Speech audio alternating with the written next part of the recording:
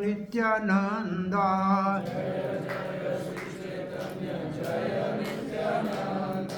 जय द्वैत चंद्र जय गौर भक्त वृंदा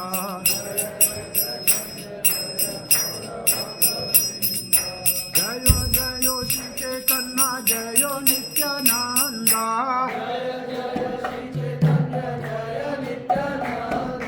जय द्वैत चंद्र जय गौर भक्त वृंदा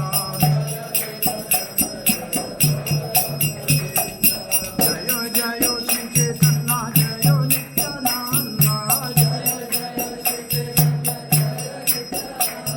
जय द्वैत चंद्र जय गौर भक्त वृंदा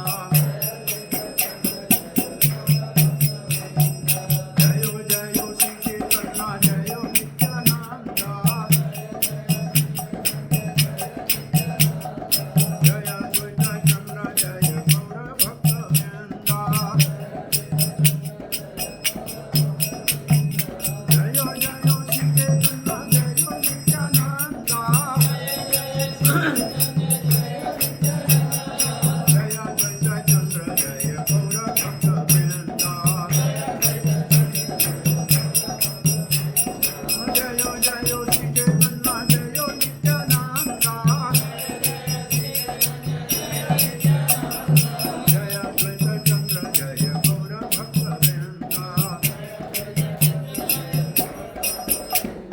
निताय गौरंग जय निताय गौरंग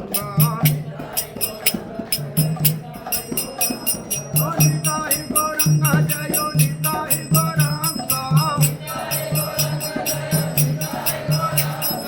निताय गौरंग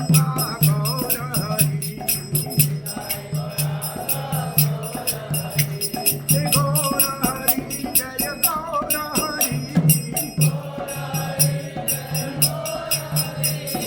जय सच्चिदानंद गौर हरि जय नादिया बिहारी गौर हरि जय पतित पावन गौर हरि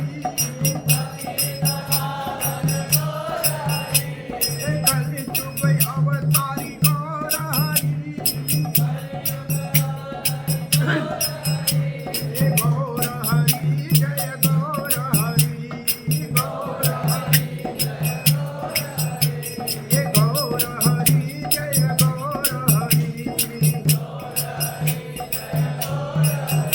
जय गौर प्रेमानंदे श्री प्रभुपाद की श्री चैतन्य चरितामृत की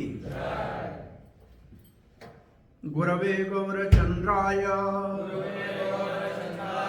राधिकाय तदालये कृष्णाय कृष्ण भक्ताय तद्भक्ताय नमो नमः ओम नमो भगवते वासुदेवाय ओम नमो भगवते वासुदेवाय ओम नमो भगवते वासुदेवाय कृष्णाय वासुदेवाय देवकी नंदनाय च नंदगोपकुमाराय गोविंदाय नमो नमः नमो महावदन्नाय कृष्ण प्रेम प्रदायते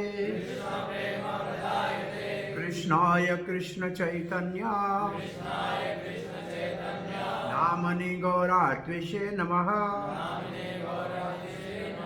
जय श्री कृष्ण चैतन्य प्रभु नित्यानंद श्री अद्वैत गदाधर शिवासादि गौर भक्त वृंदा हरे कृष्णा कृष्ण कृष्ण हरे हरे हरे राम राम राम हरे हरे हरे कृष्णा। रविवार के दिन श्री चैतन्य चरितमृत के सत्संग में इस्कॉन उदयपुर में आप सब भाग्यशाली भक्तों का हार्दिक स्वागत करते हैं। भगवान पतित पावन जगन्नाथ बलदेव सुभद्रा सुदर्शन चक्र और गौर निताय के चरणों में बैठ के श्रील प्रभुपाद के इस मधुर अनुवाद चैतन्य चरितमृत के का रसास्वादन कर रहे हैं। श्रील प्रभुपाद एक बार कलकत्ता में कहीं प्रवचन दे के निकले तो बाहर मिठाई वाले का दुकान था उत्सव में, तो कहा कि स्वामी जी प्रभुपाद बहुत अच्छी बंगाली मिठाई है, आप ले लो। बोला बंगाली मिठाई तो एक ही है। बोला नहीं नहीं, ये रसगुल्ला है, संदेश है। बोला नहीं, बंगाली मिठाई है चैतन्य चरितमृत। सबसे मीठा बंगाली में है चैतन्य चरितमृत, ये है असल में मिठाई। और आश्चर्य इसका ये है कि बंगाली में है सारी चैतन्य चरितमृत। उसको श्रील प्रभुपाद ने अंग्रेजी में अनुवाद करके फिर भक्ति चारू स्वामी महाराज का कहा कि इसको बंगाली में अनुवाद करो, तो बंगाली से वापस बंगाली में अनुवाद इसका कराया है। तो ये जैसे इस्कॉन बीबीसी है, इस्कॉन बीबीसी का मतलब है भगवत गीता, भागवतम और चैतन्य चरितमृत। ये इस्कॉन बीबीसी है। तो उसमें भगवत गीता है कि भगवान क्या कहते हैं, भागवत है भगवान क्या करते हैं, और चैतन्य चरितमृत है भगवान क्या सोचते हैं। तो एक से एक ऊपर का स्तर है। चैतन्य महाप्रभु के जन्म से लेकर संन्यास तक आदि लीला है। संन्यास लेने के उपरांत वो 6 वर्ष दक्षिण भारत और वृंदावन का जो भ्रमण किया वो मध्य लीला है, और शेष 18 वर्ष जो वो जगन्नाथपुरी में रहे वो अंत्य लीला है। तो ऐसे 3 विभाग चैतन्य महाप्रभु की लीला का है। परंतु इस दूसरे अध्याय में जो हम अब अध्ययन कर रहे हैं, मध्य लीला का दूसरा अध्याय, इसमें अंत्य लीला के 12 वर्षों का वर्णन है। 12 वर्ष चैतन्य महाप्रभु गंभीरा में स्वरूप दामोदर और रामानंद राय के साथ जो राधा के भाव में कृष्ण के विरह में विलाप करते थे, उसको दूसरे अध्याय में कृष्णदास कविराज ने इस कारण दिया है कि उनकी आयु 80 साल की थी जब वो चैतन्य चरितमृत के लिखना शुरू किया था। तो उन्होंने कहा हो सकता है पता नहीं मेरा शरीर छूट जाए, इसलिए एक अध्याय में अंत्य लीला पहले ही दे दी, तो भगवान की कृपा से पूरा कर पाए। ऐसे श्रील प्रभुपाद ने भी कहा कि दसम स्कंद भागवत का संभव तो मैं नहीं इसके ऊपर टीका लिख सकूं, तो उन्होंने कृष्ण बुक पहले ही प्रकाशित कर दी। तो ये एक भाव होता है इन महात्माओं का, वो जानते हैं कि कोई जो विशेष चीज़ है वो भले संक्षेप में ही पहले दे दी जाए। तो अब जो हम श्लोक पढ़ने जा रहे हैं उसमें राधा भाव में चैतन्य महाप्रभु स्वरूप दामोदर और रामानंद राय जो ललिता और विशाखा के जो है कृष्ण लीला के विशाखा और ललिता ही है, उनके संग में कृष्ण के प्रेम और विरह का जो वर्णन कर रहे हैं। इसलिए कहते हैं वृंदावन माधुर्य धाम है, द्वारका ऐश्वर्य धाम है, और नवद्वीप औदार्य धाम है। चैतन्य महाप्रभु का जगह औदार्य धाम है। लेकिन जगन्नाथपुरी में तीनों धाम है। जो जगन्नाथ जी का मंदिर है वो ऐश्वर्य धाम है, जो सामने सुंदराचल है वो वृंदावन धाम है, माधुर्य धाम है, और गंभीरा में औदार्य धाम है जहाँ चैतन्य महाप्रभु रहते हैं। तीनों धाम का वहाँ एक जगह निवास है। तो ये लीला गंभीरा की है। ये जो श्लोक है गंभीरा में चैतन्य महाप्रभु पढ़ रहे हैं, और स्वरूप दामोदर और रामानंद राय से एक जैसे कहा कि परस्पर संवाद कर रहे हैं। तो आज हमारे पास श्लोक 41 से आगे है ना, तो 41 श्लोक वगैरह पुनः कहे का मतलब पहले कुछ चैतन्य महाप्रभु ने कहा है, और वो उन्होंने कहा है कि शुद्ध प्रेम इस धरती पे हो नहीं सकता। अगर शुद्ध प्रेम होता तो उसमें विरह क्यों होता, और विरह होता तो फिर आदमी जीवित कैसे रह सकता। इसलिए बिना कपट वाला प्रेम इस धरती के ऊपर मिलना बहुत मुश्किल है। वास्तव में कहते हैं कृष्ण प्रेम का जो मधुर शुद्ध भाव है उसका अनुभव करना बहुत मुश्किल है। तब फिर पुनः क्या, पुनः कहे हाय हाय सुन स्वरूप राम राय। हाय हाय करके इसका मतलब विलाप कर रहे हैं। सुन स्वरूप राम राय, रामानंद राय और स्वरूप दामोदर, आप दोनों सुनो। यही मोर हृदय निश्चय, ये मेरे हृदय में निश्चय है। क्या निश्चय है? सुने कर विचार, मेरे हृदय में जो निश्चय है उसका आप सुनो फिर विचार करो। हाय नहीं कह सार, है नहीं काय सार, ये है नहीं काय सार का श्रील प्रभुपाद जी अर्थ लिखते हैं। ये ठीक है, आप विचार करके बताओ कि ये ठीक है या नहीं है, आप इसका सार बताओ। ये तो बलि श्लोक उच्चार्य, फिर किसके विषय में पूछ रहे हैं उन्होंने कहा, तो कि ये श्लोक कह रहा हूं, इसके विचार में, इसके श्लोक के विचार में आप विचार करके कहो कि ये सही है या गलत है। तो यहां श्री प्रभुपाद जी का अनुवाद पढ़ते हैं। 41, ये कहाँ है भाई, या तो नहीं, दूसरा अध्याय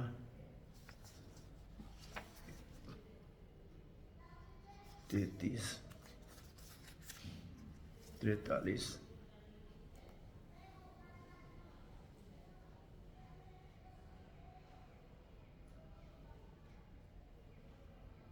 पूर्ण पुरुषोत्तम ये तो ये कौन सी लीला है भाई? आदि लीला भाग 1 है।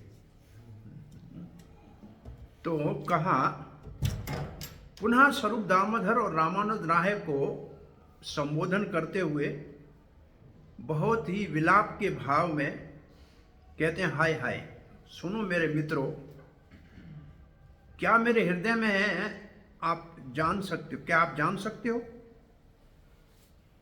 और मेरे हृदय की बात को जानने के बाद आप ये निर्णय दो कि मैं सही हूं कि गलत हूं। आप ठीक तरह से बता सकते हो। श्री चैतन्य महाप्रभु ये कहकर एक और श्लोक बोलना शुरू किया, और वो श्लोक ये है, कई अवरहियम प्रेमम नहीं कोई मानुषे लोई, जाई होई कस्सा व्रही हो न तमई को जीवाई। ये कोई प्राकृत भाषा में श्लोक है जो उसका संस्कृत में प्रभुपाद जी ने ये अनुवाद किया है। कैतव रहित प्रेम नहीं भवति, कैतव रहित प्रेम न भवति। कैतव मतलब जिसमें छल न हो, छल हो वो कैतव। तो बिना छल वाला प्रेम होता ही नहीं है। मनुष्य लोक में बिना छल वाला प्रेम होता ही नहीं है, हर प्रेम में छल रहता है। यदि भवति कस्य विरह विरह, अगर ऐसा शुद्ध प्रेम होता तो जुदाई क्यों होती, विरह क्यों होता? और अगर सत्यापी को जीवती और विरह होता तो फिर कोई जीता कैसे? जुदाई में कोई जी नहीं सकता है। तो इस श्लोक का अर्थ हुआ भगवत प्रेम बिना छल के हो नहीं सकता इस दुनिया में। इस दुनिया में भगवत प्रेम बिना छल के हो नहीं सकता। अगर ऐसा छल रहित प्रेम होता तो फिर जुदाई क्यों होती? क्योंकि जुदाई होती है तो आदमी जीवित नहीं रह सकता।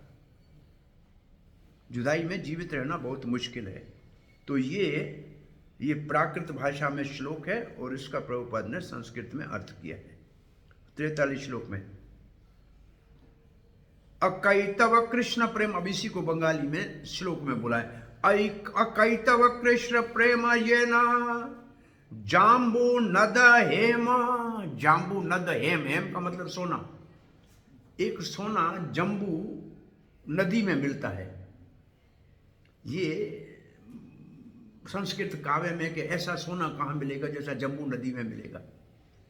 इसको एक और जगह कहा हुआ है, ललिता सखी का प्रेम जैसे शेरनी का दूध, या तो सोने के पात्र में रहे या रहे शेर के बच्चे के पेट में। इसका मतलब जो ललिता सखी का प्रेम, मतलब जो गोपी प्रेम है, वो इतना दुर्लभ है जैसे शेरनी का दूध। आप में से किसी ने देखा है शेरनी का दूध? हाँ? सिर्फ जो चिड़िया घर में, जू में डॉक्टर होते हैं ना, वो एक को मैंने पूछा, उसने बोला शेरनी का दूध रह नहीं सकता है कहीं, शेर का बच्चा ही पी सकता है, नहीं तो उसको सोने के बर्तन में रख सकता है। सोने का बर्तन तो होता नहीं। तो शेरनी का दूध पीने कोई देख नहीं सकता है। ऐसे गोपी प्रेम का स्तर इतना ऊंचा है, या तो कोई शेर का बच्चा हो। रूप गोस्वामी कहते हैं कि भाई हम जो गौड़ीय वैष्णव शेर का बच्चे हैं, इसलिए इस प्रेम को धारण कर सकते हैं, नहीं तो ये प्रेम धारण, क्योंकि इसमें विरह है, बिना विरह के ये प्रेम होता ही नहीं है। और विरह में जलते भी जीवित रहना और मुश्किल है। जब नंद बाबा कृष्ण को साथ नहीं लाए मथुरा से बलराम को, और बड़े खिन्न भाव से जब नंदगांव पहुंचे, तो यशोदा ने पहली बार कहा कि बिना कृष्ण बलराम के आए प्राण क्यों नहीं निकल गए? तो नंद बाबा ने कहा प्राण मेरे निकल जाते, एक ही तो पिता संसार में हुआ है दशरथ, राम के ना आने का सुना प्राण निकल गए। प्राण तो मेरे भी निकल जाते, लेकिन मैं शरीर छोड़ देता तो आप भी जीवित नहीं रहती यशोदा, आप नहीं रहती तो ये सारे ब्रजवासी नहीं रहते। और कृष्ण कह गया कि मैं वापस आऊंगा, वो आएगा, हमको नहीं देखेगा तो कृष्ण को कितनी दुख होगा। इसलिए कृष्ण के सुख के लिए हम मरना भी चाहते हैं, लेकिन मरेंगे नहीं, क्योंकि उसके आने के ऊपर उसको दुख होगा अगर हमको नहीं देखेगा तो। ये है विरह के प्रेम की परिभाषा। गोपियां कहती हैं हमारे प्राण क्यों नहीं निकलते हैं? भाई प्राण निकल जाएंगे, कन्हैया कहेगा वापस आऊंगा, आएगा, हमको नहीं देखा तो क्या दुखी हो जाएगा। इसलिए हम इस शरीर को धारण करके बैठी। तो विरह में शरीर रखना बहुत, और विरह प्रेम की परिकाष्ठा है। विरह में ही प्रेम जो है वास्तविक रूप में, जैसे आग में सोना कुंदन बनता है ना, ऐसे विरह में प्रेम जो है वो परिपक्व बनता है। एक बहुत बड़े कवि हुए हैं सिंधी भाषा के, और बहुत बड़े संत थे। वो एकांत में कहीं सुमरण कर रहे थे नदी के किनारे। उन्होंने कुछ बकरियों को देखा जो प्यासी थी और पानी नदी के पीने के लिए बहुत तड़प रही थी। जैसे पानी पी लिया उन्होंने, उसी पानी में खड़ी खड़ी पेशाब करने लगी और मलमूत्र त्यागने लगी। तो महात्मा ने कहा, भगवान आपको ढूंढता रहूं, आप न मिलो तो अच्छा है, क्योंकि मिलने के बाद प्रेम फीका पड़ जाता है। ये बकरियां पानी नहीं था तब तो उसके लिए तड़प रही थी, और पीने के बाद उसी के अंदर मलमूत्र कर रही है। इसका मतलब मिलने के बाद प्रेम जो है वो हल्का पड़ जाता है। इसलिए अच्छा है कि गोलियां मल्लाहा, ढूंढता रहूं लेकिन नहीं मिलो। और यही हमारे गोस्वामियों का भाव है। अई नंद सुना कुता गोवर्धन पाद पटले, कालिंदी कोले, कहाँ हो? जमुना के तट पे हो, गोवर्धन के तलहटी में हो, कहाँ हो कृष्ण, कहाँ हो कृष्ण? ये जो भाव है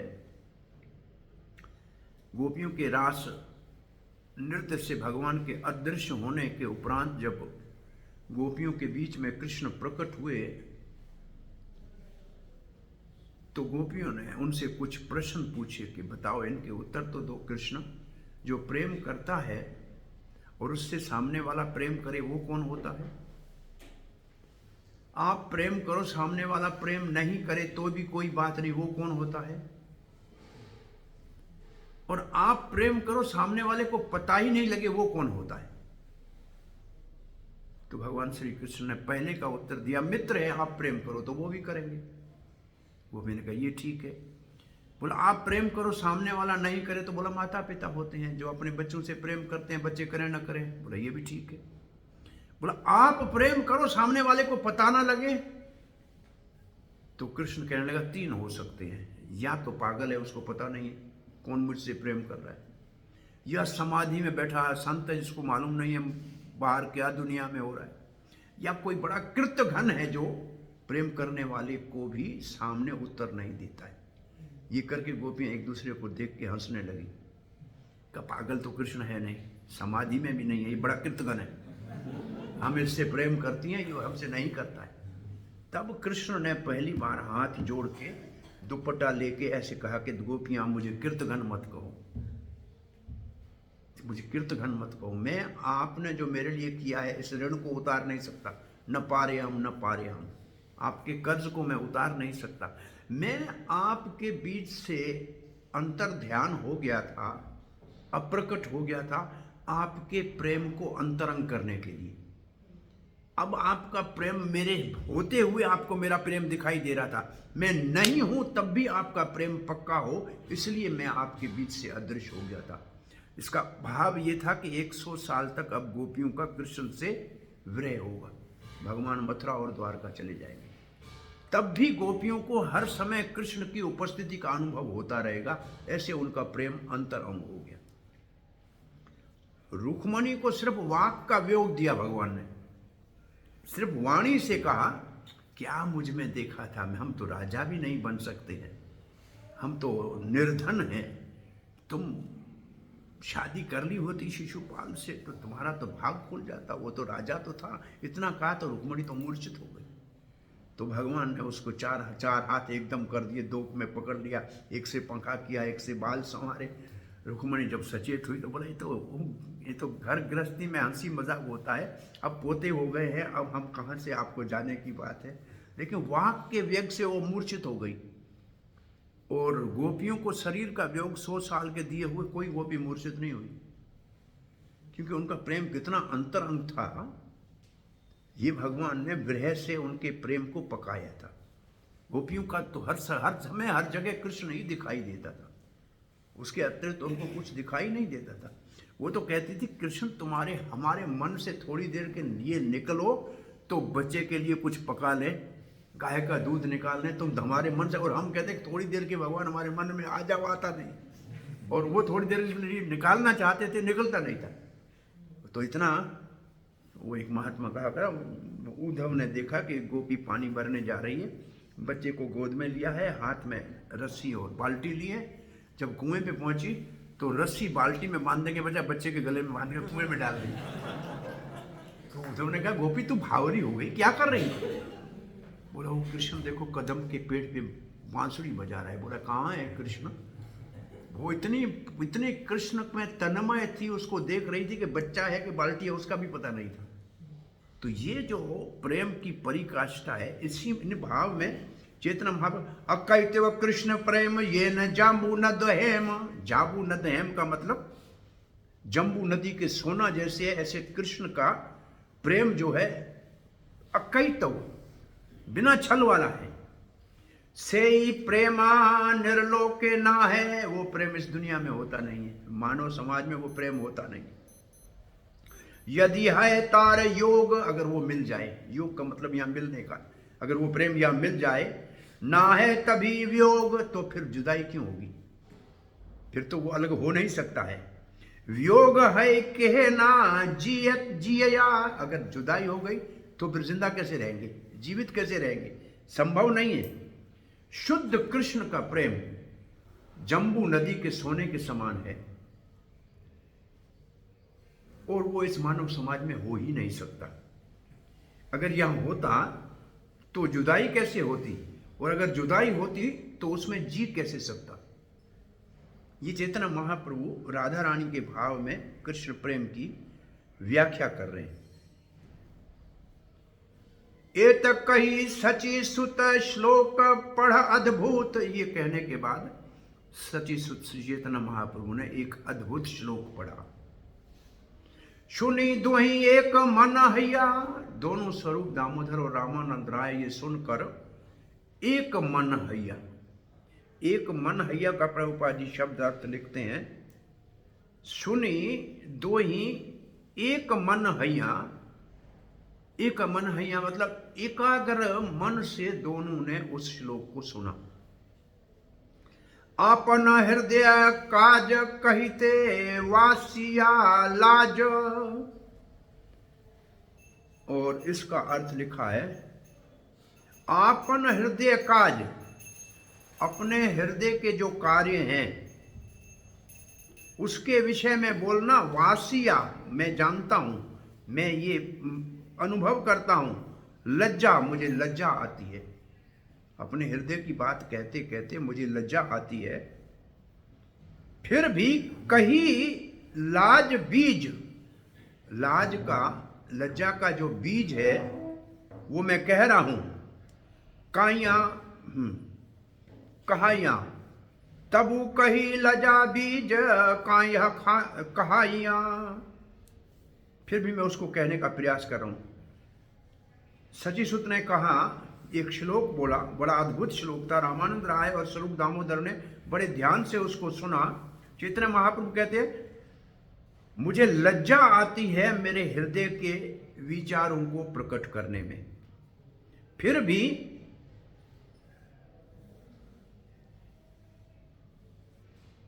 मैं अपने हृदय से इस लज्जा के बीज के साथ आपके साथ साझा कर रहा हूं। आप इसको सुनिए। अब क्या कह रहे चैतन्य महाप्रभु, न प्रेम गंध अस्ति दरापि में हरो, ये संस्कृत का श्लोक है। न प्रेम गंध अस्ति, मेरे अंदर प्रेम का कोई जरा लेस मात्र भी नहीं है। अस्ति दरापि में हरो, दरापि का मतलब एक लेस मात्र भी नहीं है, जरा सी भी नहीं है। हरो, हरि के प्रति मेरे मन में जरा सा भी प्रेम नहीं है। करंदामी, मैं रोता हूं हरि के लिए, सारा दिन करंदन करता हूं। सौभाग भरम प्रकाशितम, अरे लोग कहें कि ये बहुत बड़ा कृष्ण प्रेमी है मेरा, लोग मेरे अच्छे भाग का महिमा गाएं, इसलिए मैं रो रहा हूं। प्रेम असल में नहीं है, तो एक बनावटी अपने मान के लिए रो रहा हूं। वंशी विलास आनन लोकन बिना, बिना भगवान श्री कृष्ण जो बांसुरी बजाते हैं उसका दर्शन किए बिना। विभ्रामी यत प्राण पतंग का नुब्रा, विभ्रामी, विभ्रामी मैं धारण कर रहा हूं प्राण पतंगता, एक पतंग जैसे मैं प्राण धारण कर रहा हूं, वृथा, झूठा। श्री चैतन्य महाप्रभु कहने लगे, मेरे मित्रों सुनो, थोड़ा सा लेस मात्र भी भगवत प्रेम मेरे हृदय में नहीं है। जब आप मुझे रोता हुआ देखते हैं कि भगवान की जुदाई में, ये एक झूठा मैं प्रदर्शन कर रहा हूं। वो ये दिखाना चाहता हूं कि मेरा भाग्यशाली हूं कि मेरे हृदय में कृष्ण का प्रेम है। वास्तव में सुंदर भगवान का बंसी बदन का मुख नहीं देखा जाए तो फिर मैं कैसे जी रहा हूं? एक कीट पतंग की तरह जी रहा हूं जिसके जीवन का कोई उद्देश्य नहीं होता। अब चैतन्य महाप्रभु इतना कृष्ण प्रेम का सबको देने के लिए आए, कृष्ण प्रेम प्रदाय थे। वो कहते हैं मेरे अंदर कृष्ण मात्र प्रेम का लेस मात्र भी नहीं है।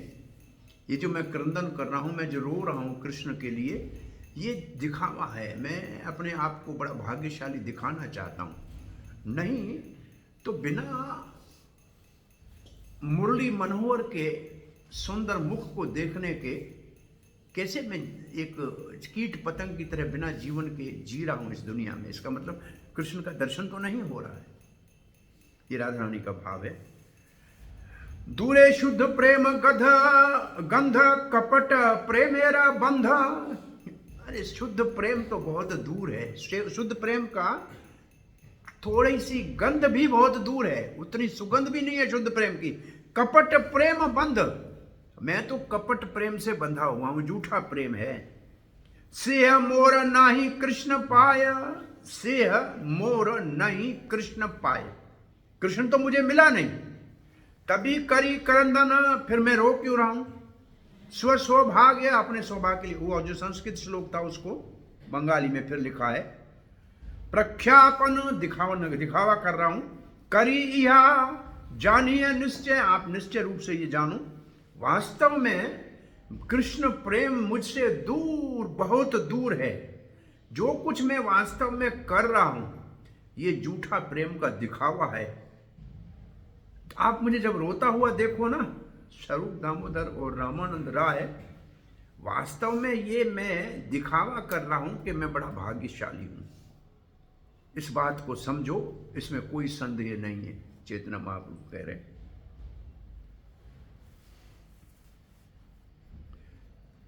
याते वंशी ध्वनि सुख ना देखी से चांद मुख।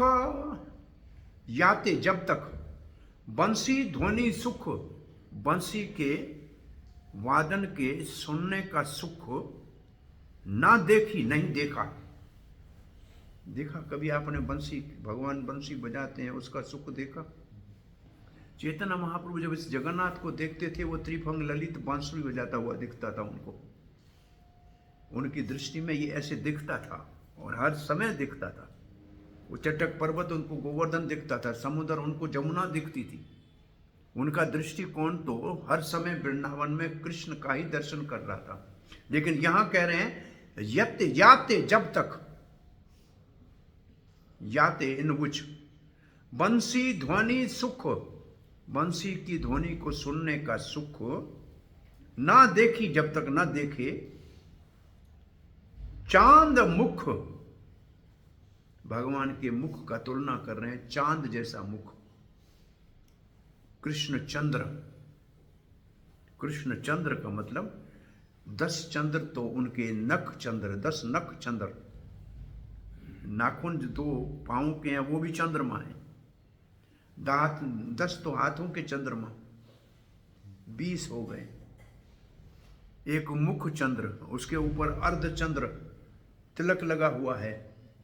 ये कितने 25 एक चंद्र हैं, कितने चंद्र हैं भगवान के जीवन में, उसको कहते हैं मुख चंद्र। जब तक भगवान के मुख चंद्र को नहीं देखा, यद्यपि नाही का आलंबन। अब ये थोड़ा सा एक शब्द आ रहा है भक्ति रसामृत सिंधु का, आलंबन। आलंबन के आगे होता है उद्दीपन।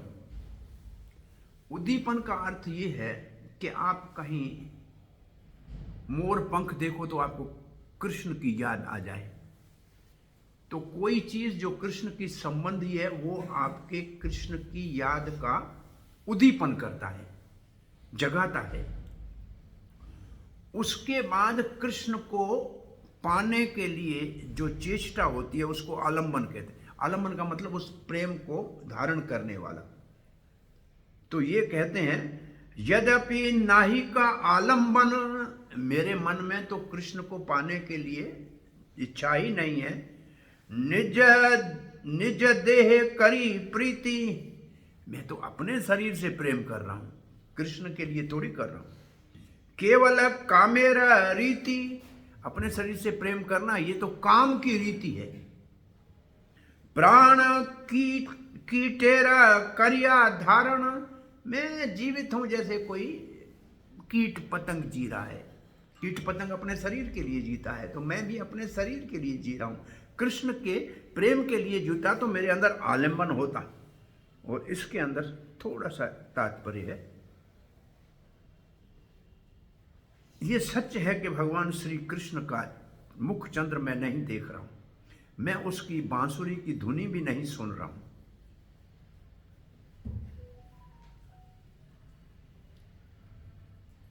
मैं उससे मिल भी नहीं सकता, फिर भी मैं अपने शरीर में इतना आसक्त क्यों हूं? ये तो काम की परिभाषा है। इस प्रकार मैं एक कीट पतंग की तरह क्यों जी रहा हूं? इस विषय में तात्पर्य में लिखते भक्ति सिद्धांत सरस्वती गोस्वामी ठाकुर लिखते हैं। अब ये जो भाषा लिखी है वो चेतना चरित, और ये है भक्ति रसामृत सिंधु की भाषा। क्या लिखा है? जिससे प्रेम किया जाए वो भगवान जो है वो परम आश्रय है। भगवान क्या है? आश्रय। वो परम आश्रय है। भगवान जो है वो विषय है। फिर लिखा है the lord is supreme subject and the devotees are object. अब इसकी परिभाषा हिंदी वाला आप लाते तो हम देखते, सब्जेक्ट और ऑब्जेक्ट, ये विषय वैसे एक होता है आश्रय और दूसरा होता है विषय। विषय कौन है? आश्रय कौन है?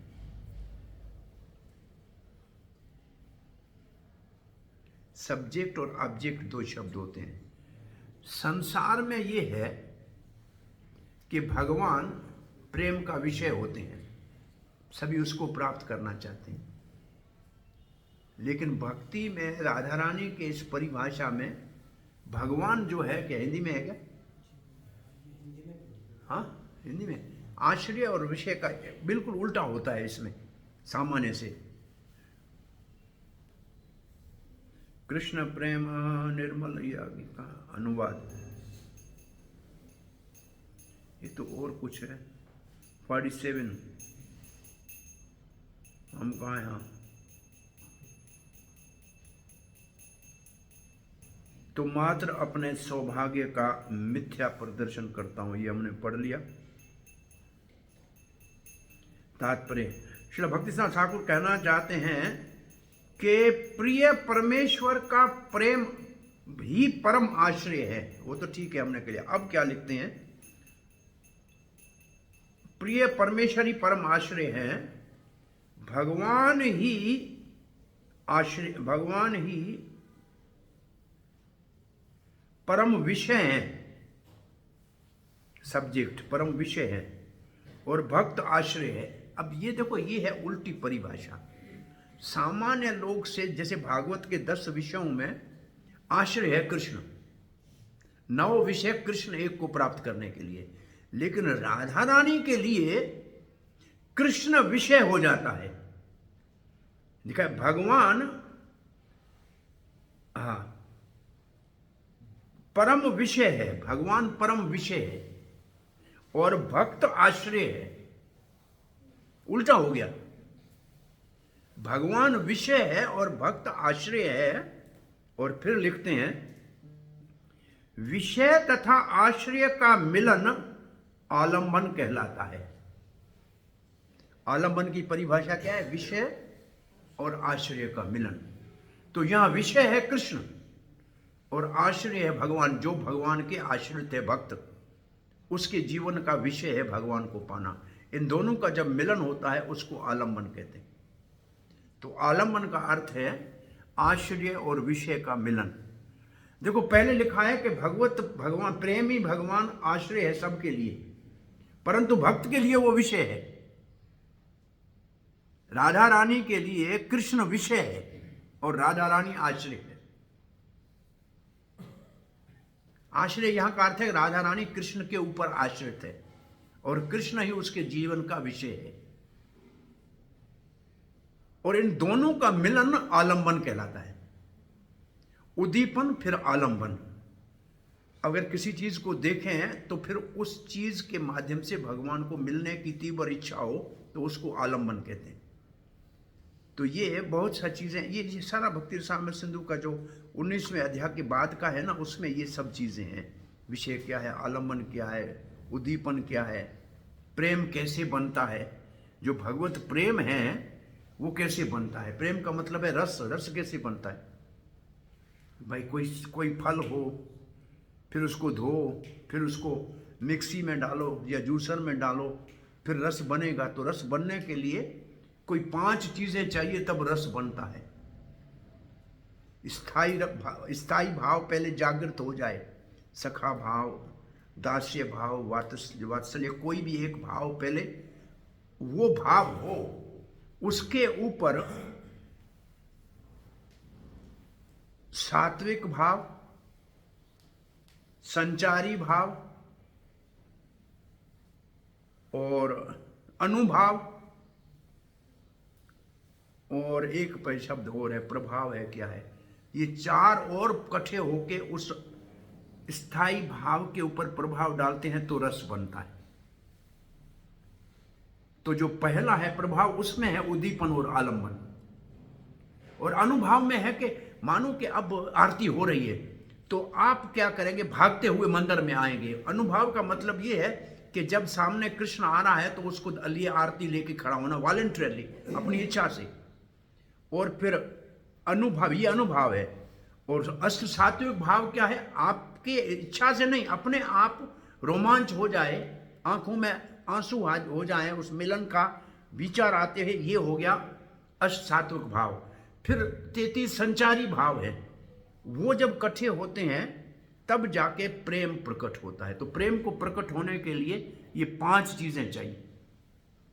उसमें बीच में पहले स्थाई भाव है, जो अभी तक हमको दीक्षा लेते हैं तो गुरु जी कहते हैं तुम सेवक हो, हमारा स्थाई भाव है कृष्णेर नित्य दास। अब इसके ऊपर कृष्ण को देखने से उसके प्रेम को जगाने के लिए भावना उत्पन्न हो जाए, ये जो है पहला, क्या कहते हैं इसको, प्रभाव कहते हैं क्या, कोई शब्द मेरी जबान पे नहीं आ रहा है। और उसके लिए हम चेष्टा करें कुछ तो अनुभव हो गया। और फिर उसके कीर्तन करते हुए आंखों में आंसू हो जाएं तो अष्ट सात्विक भाव हो गए। ये भाव भक्ति के स्तर के ऊपर अनुभव होते हैं। और फिर संचारी भाव, कभी रोना हो, कभी मिलना हो, कभी शिकवा करना हो, कि क्या कर रहे हो कृष्ण, क्यों नहीं दिखाई दे रहे हो, ऐसे कुछ भाव है संचारी। कोई 33 के करीब भाव है। तो ये भी भक्ति रसामृत सिंधु प्रभुपाद ने मेरे ख्याल में 60s में लिखा है, 69 से 71 ऐसे कुछ उस समय में लिखा है। लेकिन पूरा पढ़ के समझने में अभी हमारे कोई 50 साल हो गए, समझ में नहीं आया। हम कहते हैं कि श्री रूप गोस्वामी ने सूखे रोटियों को जमुना जल में भिगा के खाया, कभी और कभी सूखे चने खाए, फिर भी भक्ति रसामृत को प्रकाशित किया। और यहाँ पनीर खा के पढ़ना मुश्किल है। आप देखा, कभी देखो उन्होंने लिखा है कैसी परिस्थिति में, और हमारे पास कितनी सुविधाएं, फिर भी उसके भावों को अभी तक हम पढ़ा भी होगा लेकिन समझ नहीं पाए, क्योंकि हम उस स्तर पे नहीं। जो 19 अध्याय तक तो है भक्ति, वो तो ठीक है, जो असाधन भक्ति का वो हम कर रहे हैं इसलिए हमें पता है। लेकिन उसके बाद भाव भक्ति के स्तर की सब बातें हैं, वो हमें मालूम नहीं है, इसलिए पता नहीं लगता है। जय जगन्नाथ। अब लिखा है यहाँ, प्रभुपाद जी लिख रहे हैं, विषा तथा आश्रय के मिलन आलंबन कहलाता है। आश्रय सुनता है, आश्रय सुनता है, इसका मतलब राधा रानी सुनती है, और विषय बंसी बजाता है। कृष्ण बांसुरी बजाता है और राधा रानी सुनती है, गोपियां सुनती है। जब आश्रय कृष्ण के मुख चंद्र को नहीं देख सकता, कृष्ण चंद्र क्या है, विषय, उसके मुख चंद्र को जब आश्रय भक्त नहीं देख सकता और न उसमें उन्हें देखने की उत्सुकता रहती है, तो ये आलंबन विहीन होने का संकेत है। इसका अर्थ ये है कि हमारे को कृष्ण के मिलने की उत्कंठा ही नहीं हो तो हमारे अंदर आलंबन है ही नहीं। तो आलंबनहीन है वो। अब वैसे भागवत भगवान से अभिन्न है, तो इस भागवत को सुनने की ही इच्छा न हो तो आलंबन नहीं है। इसका मतलब ये हुआ। ये बहुत बड़ा एक भारी विषय है वास्तव में देखा जाए। बाह्य रूप से ऐसी कल्पना करने से मनुष्य की कामनाओं की तुष्टि मात्र होती है और इस तरह वो निरुद्देश्य जीवित रहता है। ये छोटा सा तात्पर्य है यहाँ। अब हम सब्जेक्ट ऑब्जेक्ट का अर्थ समझ गए। भगवान श्री कृष्ण विषय है और भक्त आश्रय है। इन दोनों का मिलन है, उसको आलंबन कहते हैं। जब विषय object hears and subject plays the flute, इसका मतलब जो आश्रय सुनता है और जब कृष्ण बांसुरी बजाता है, अगर वो आश्रय भगवान के मुख चंद्र को नहीं देखता है, श्री कृष्ण के, उसके अंदर उत्कंठा ही नहीं है, आलिंगन का उसमें कोई लक्षण नहीं दिख रहा है, बाहर से वो जीवन में ऐसे ही विचार कर रहा है, मैं संतुष्ट है, तो उसकी कामनाएं, काम इच्छाएं हैं और उसके जीवन का कोई उद्देश्य नहीं है। अब ये अगर हम अपने ऊपर इसको घटित करके देखना चाहें तो हमारे जीवन का उद्देश्य क्या है? क्या हमारे जीवन में आलिंगन की आशा है कि हम कृष्ण से मिलेंगे? इसे उत्पन्न हुई है क्या? कृष्ण के मिलने की अभिलाषा हृदय में उत्पन्न हुई है? उसके लिए तड़प है? तड़प जागृत हुई है वास्तव में? देखो अंदर में नहीं। सच ये है कि हम सुखपूर्वक इस संसार में रहने की चेष्टा कर रहे हैं। इस दुनिया में हम सुखपूर्वक कैसे रहें उसकी चेष्टा कर रहे हैं, जबकि इस दुनिया में कोई सुखपूर्वक रह नहीं सकता, ये भी हम जानते हैं। असुखम लोकम, ये दुनिया बनाने वाले ने इसके ऊपर ठप्पा लगाया है कि इसमें सुख नहीं है, और हम इसी में सुखी रहने के लिए बहुत बड़ा प्रयत्न कर रहे हैं सुखी रहने का, और साथ साथ में मंदिर में आके दर्शन करने का भी दिखावा कर रहे हैं। नहीं, हम तो भगवान आपको ही चाहते हैं, लेकिन चाहते भगवान को नहीं है, चाहते दुनिया को है। ये सत्य है कि नहीं है? कभी मैं कहता हूं, अगर मानो जगन्नाथ यहां से बाहर निकल के आए कि बोला आप में से कौन मेरे साथ चलना चाहता है, सब यहां से भाग जाएंगे। बोलेंगे अभी हमको टाइम नहीं है, हम कोई तैयार नहीं है, आएंगे, आप यहां से दर्शन दिया करो। ये सच है कि नहीं? वो उत्कंठा जागी है कि भगवान को पाना है, ऐसी उत्कंठा जागी है हृदय में? नहीं जागी है। ये कब मिलेंगे कृष्ण, कब मिलेंगे, कब मिलेंगे? ये हमारे गोस्वामी ये ही विलाप कर रहे थे, वहवल होके विलाप करते, कहते कब मिलेंगे कृष्ण, कब मिलेंगे कृष्ण। इसको गौर गोविंद स्वामी महाराज कहते थे, चैतन्य महाप्रभु ने करंदन का कॉलेज खोला है, कृष्ण के लिए रोने का कॉलेज खोला है। अरे भैया, आपने कभी बच्चा देर से स्कूल आया तो 2 आंसू बहा लिए होंगे, कभी कोई और संकट आया, कोई नुकसान हुआ तो रोए होंगे, कभी भगवान के लिए रोए हैं कि कृष्ण कब आपसे बिछड़े हैं? बहु जन्म बिछड़े थे गोविंद, बहुत जन्मों से बिछड़े हुए हैं। अई नंद तनुज किंकरम पतितम वा विस्मय भवाम बुदाओ, हे नंद नंदन, हम आपके कब आपको याद करेंगे?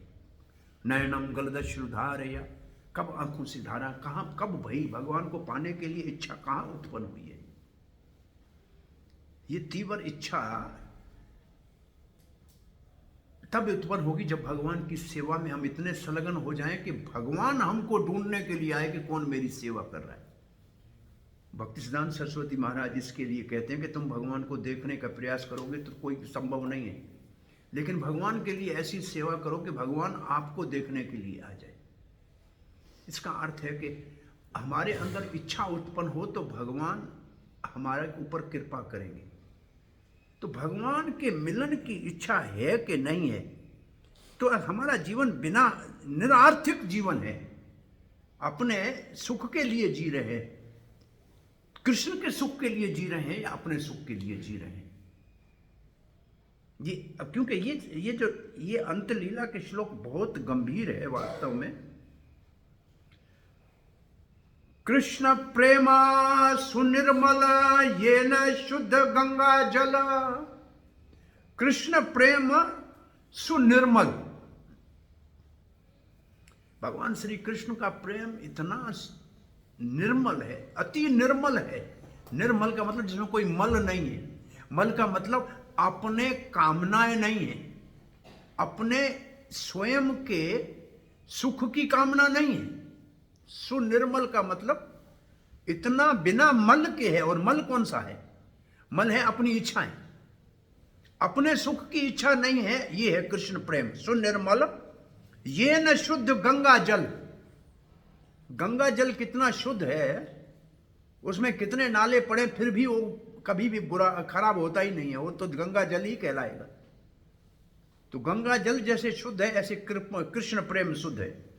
से ही प्रेम अमृतेरा सिंधु, वो कृष्ण का प्रेम अमृत का सागर है, अमृतेरा सिंधु। निर्मल से ही अनुरागे, अनुराग भगवान, अनुराग मतलब भगवान की के प्रति हमारा आकर्षण हो, राग हो। निर्मल से ही अनुराग ना लुकाय अन्य दागे। अब दागे जो शब्द है, दाग का मतलब यह कि सफेद कपड़े के ऊपर छोटा दाग भी होता है ना, दिख जाता है, तो दाग हो गया। निर्मल से ही अनुराग ना लुकाए अन्य दाग। वो भगवान के प्रेम ऐसा है कि उसके ऊपर और कोई निशान लग ही नहीं सकता। इसका मतलब और कोई अपने सुख की इच्छा उत्पन्न ही नहीं हो सकती। शुक्ल वस्त्रे, सफेद कपड़ा, शुक्ल वस्त्रे यही छे नशी बिंदु। नशी बिंदु का मतलब है एक छोटा निशान भी स्याही का सफेद कपड़े के ऊपर नहीं होता है, इतना सफेद होता है। ऐसे कृष्ण प्रेम इतना निर्मल है कि उसके ऊपर कोई दाग या दोष हो ही नहीं सकता। इसका अर्थ लिखा है, भगवान श्री कृष्ण का प्रेम अति शुद्ध है जैसे गंगा जल। वो प्रेम का सिंधु है। वो जो कृष्ण में आसक्ति है, अनुराग को कहा है आसक्ति है, वो किसी दोष को not conceal any spot which would appear just like a spot of ink on the white cloth. जैसे सफेद कपड़े के ऊपर कोई दाग होता है, ऐसे इस शुद्ध प्रेम की आसक्ति में छोटा सा भी निशान दाग नहीं होता। इसमें क्या लिखा है हिंदी में देखो, खुलेगा नहीं। कृष्ण प्रेम गंगा जल के समान अत्यंत शुद्ध है। ऐसे प्रेम अमृत के ये ऐसा प्रेम अमृत का समुद्र है। कृष्ण के प्रति ऐसा शुद्ध अनुराग किसी दाग को नहीं छुपाता, किसी दाग को नहीं छुपाता, जो सफेद वस्त्र पर स्याही के दाग के समान दिखता है। कृष्ण का शुद्ध प्रेम बहुत बड़े सफेद वस्त्र की भांति है। अनुराग का अभाव इस सफेद वस्त्र पर काले दाग की तरह है।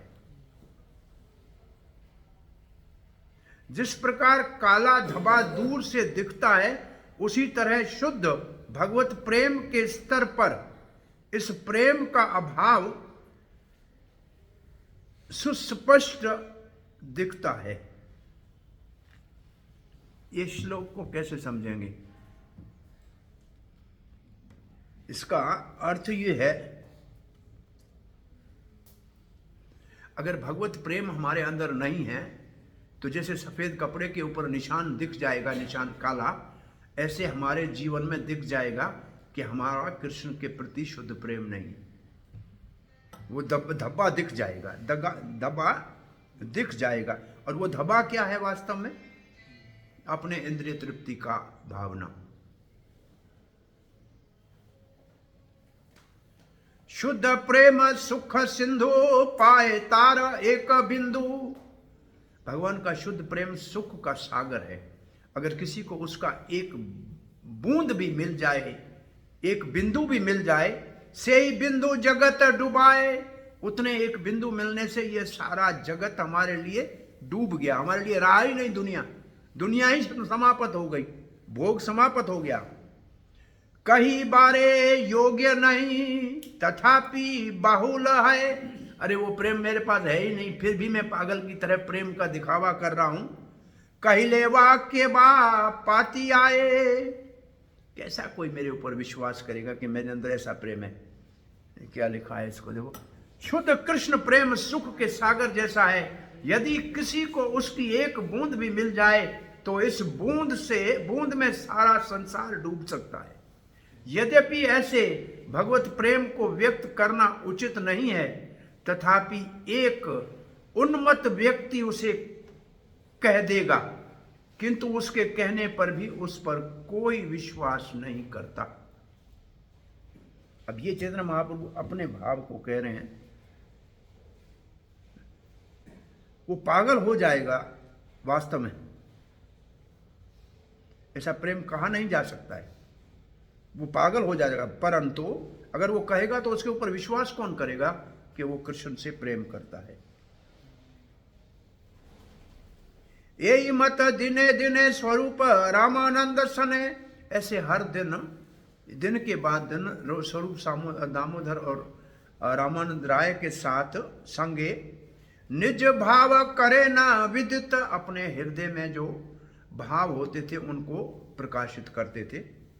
बाह्य विषय ज्वाला है।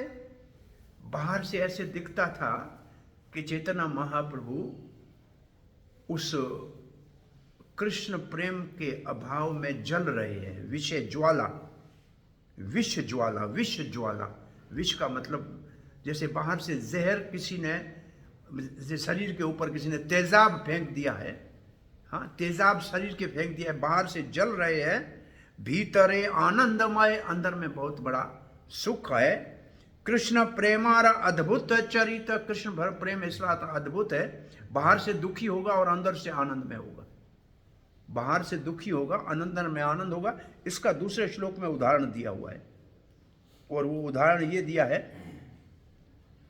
यही प्रेम आस्वादन तप्त इक्षु चरवण। ये जो कृष्ण प्रेम का आनंद है ऐसा है जैसे गर्म जो गन्ना है उसका रस है, वो गर्म है, पीते हैं तो जबान जलती है लेकिन छोड़ने का मन नहीं करता है क्योंकि मीठा है। तप्त इक्षु चरवण, मुख ज्वले, मुख जल रहा है ना, तेजन, उसको छोड़ा नहीं जा रहा है। इतना वो मीठा है कि मुंह जलता है फिर भी छोड़ने का मन नहीं करता है। से प्रेम यार मने, ऐसा कृष्ण का प्रेम जिसके मन में आ गया। तार विक्रम ए से ही जन, विषामृते एकत्र मिलन। इसका मतलब है एक ही जगह पे विष और अमृत इकट्ठा हुआ है। विष और अमृत एक जगह पे है, बाहर से विष, अंदर से अमृत। अब आप सामान्य भगवत गीता में सतोगुण के सुख को क्या कहा है? बाहर पहले शुरू में दुख है, बाद में अमृत है, तो वो सच्चा सुख है। तो थोड़ी सी तपस्या करके जो भगवान के सुख की प्राप्ति होती है वो वास्तव में सुख है। जो सहज मिल जाए उसका महत्व नहीं रहता है। तो ये कृष्ण प्रेम ऐसा है जो एक बोतल में अमृत और विष दोनों रखे हुए हैं।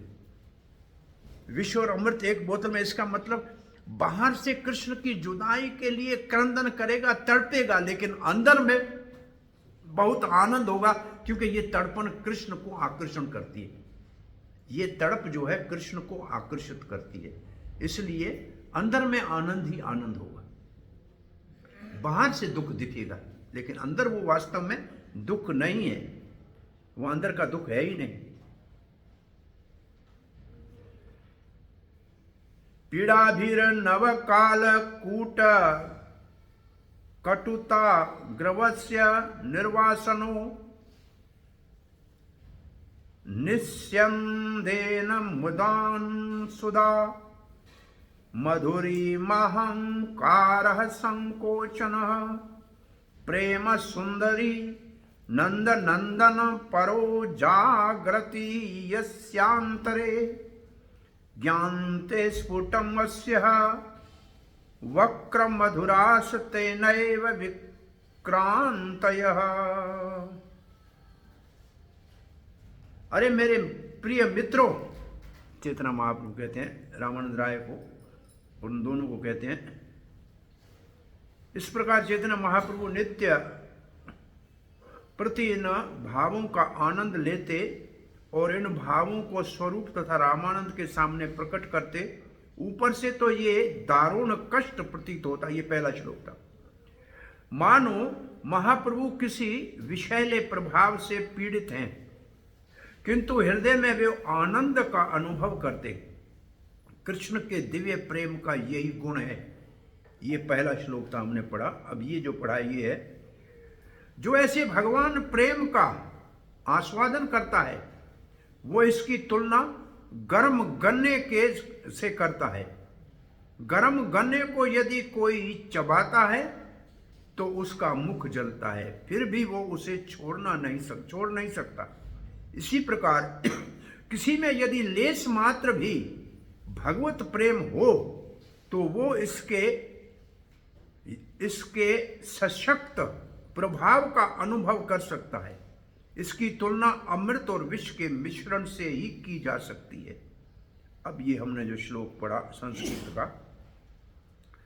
चैतन्य महाप्रभु ने कहा, हे सुंदरियों, ये क्या है? सुंदरियों क्या मतलब? सुंदरियों क्यों लिखा है? ये सुंदरियों क्या है?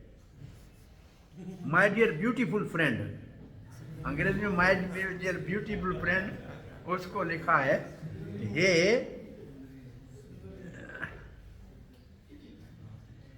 हे प्रिय मित्रों, इसका कहना चाहिए।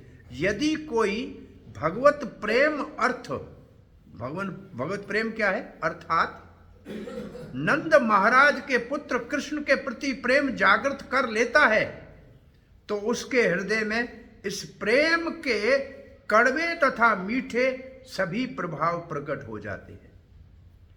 ऐसा भगवत प्रेम दो प्रकार से कार्य करता है। भगवत प्रेम का विषैला प्रभाव सर्प के ताजे तथा तीव्र विष को भी पराजित करने वाला है, तथापि उसी के साथ ऐसा दिव्य आनंद भी मिलता है जो अमृत के अहंकार को चूर चूर करके उसके नाम को घटाता है। इसको अमृत उसके बराबर है ही नहीं। अमृत के अहंकार को चूर चूर करता है, आनंद उससे भी ज्यादा है। दूसरे शब्दों में कृष्ण प्रेम इतना शक्तिशाली है कि वो सर्प के विषैले प्रभाव के साथ साथ सिर पर गिरने वाले अमृत से प्राप्त सुख को भी परास्त करने वाला होता है। इसका अनुभव दो रूप में किया जा सकता है, एक साथ विषैला तथा अमृतमय। विष भी है और अमृत भी है। विष है जुदाई का, अमृत है मिलन का। तो ये प्रेम दोनों चीजें साथ मिलती है। इसका मतलब अगर कृष्ण का प्रेम हमको मिला तो ये दोनों साथ मिलेंगे, एक नहीं मिलेगा। इसी के अंदर ये दोनों चीजें साथ में हैं। ये श्लोक पूर्णमासी नंदी मुखी ने विगध माधव में श्री रूप गोस्वामी के पुस्तक में ये श्लोक का उल्लेख है कि कृष्ण प्रेम अगर हुआ तो उसमें दोनों चीजें होंगी। दोनों चीजें ये होगी कि संसार वाले आपको कहेंगे पागल है, इसलिए आपको बाहर से पीड़ा होगी, लेकिन अंदर में कृष्ण का प्रेम आनंद इतना देगा कि बाहर से लोग कितना, जैसे आप लोग भक्त बने, बहुत से आपके मित्र कहते हैं बिगड़ गया, कहाँ चला गया, खराब है, तो ये आपको, आपकी निंदा तो हो रही है बाहर से, अभी प्रेम प्रकट ही नहीं हुआ है, लेकिन इस रास्ते में चले हैं तो बाहर के लोग जो हैं वो इतनी निंदा करते हैं, ये है सर्प का डांसना, वो तो सर्प की तरह आपको डस मारते हैं।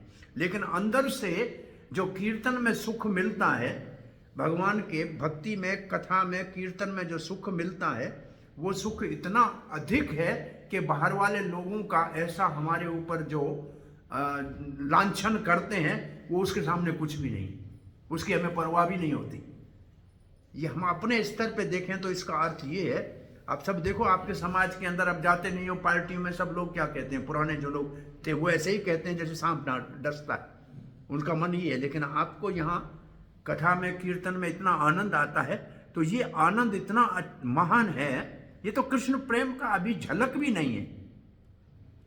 और कृष्ण इतना चतुर और चालाक है, जो भक्त जब नए बनते हैं ना, उनको थोड़ा सा उस प्रेम को एक बार चखाता, एक बार, फिर नहीं आता, लेकिन फिर उसको ऐसा स्वाद कहीं मिलता ही नहीं है। और ये सबके साथ करता है, चाहे किसी को प्रसाद में कभी सुख मिल गया हो, कभी कीर्तन में मिल गया हो, कभी दर्शन में मिल गया हो, कभी कथा में मिल गया हो, कभी यात्रा में मिल गया हो, एक बार जरूर अनुभव कराता है। और वो अनुभव ऐसा होता है, वो जैसे गर्म गन्ने को खाने में जबान जलती है लेकिन मीठा है इसलिए छोड़ने का मन नहीं करता। अब ये हालत हो जाती है बाद में सबका। ये थोड़ा सा सूक्ष्म अनुभव आप अपने जीवन में देखो कि ये सबको होता है, अब छोड़ा नहीं जाता है, क्योंकि वो जो सुख एक बार अनुभव कराया, ऐसा सुख दुनिया में है ही नहीं, उसको कोई तुलना भी नहीं कहीं कर सकते। और वो मिला है सबको कभी ना कभी कीर्तन में, कहीं किसी संग में, किसी कथा में, ऐसा आंखों में दो आंसू गिरे होंगे कभी, ऐसा एक अंदर में कृष्ण ने थोड़ी सी उसको, जैसे नारद को एक बार झलक दिखाई, फिर कुछ नहीं किया उसके विरह को बढ़ाने के लिए, क्योंकि ये विरह जो है यही उस प्रेम को प्रकट करने का मार्ग है। ये जुदाई में जो प्रयास किया जाता है।